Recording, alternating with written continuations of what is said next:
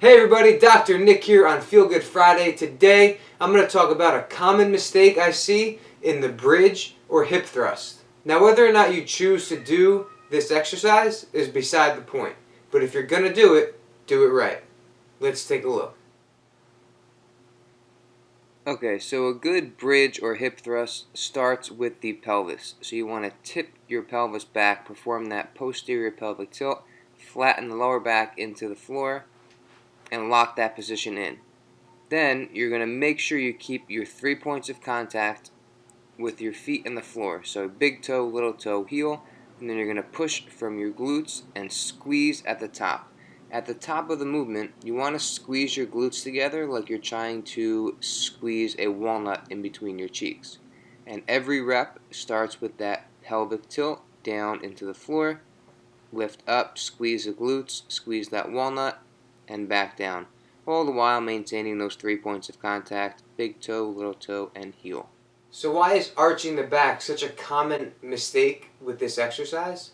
It has to do with the anatomy of your hip flexors, your quads, and also core stability. If we look on the skeleton, your iliopsoas attaches up in your lumbar spine and then comes down and attaches to your hip.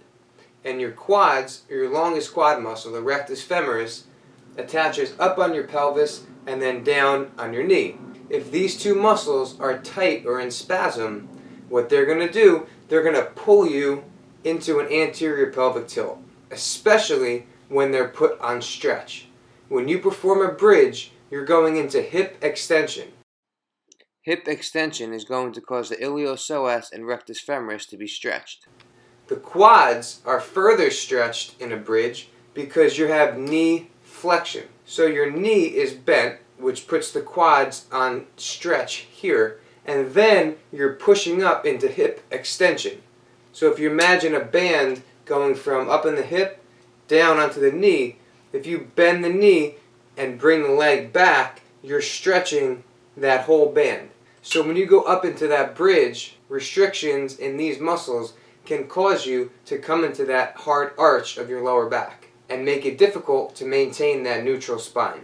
But like I said, it can also be core weakness or inability to control the core. So it may not be weakness, you may just have to teach yourself how to control and stabilize your core while you're moving. I hope this helps shed some light on one of the most common mistakes I see in the bridge and hip thrust. Thank you so much for watching. Be sure to like, comment, and subscribe, and we'll see you next time.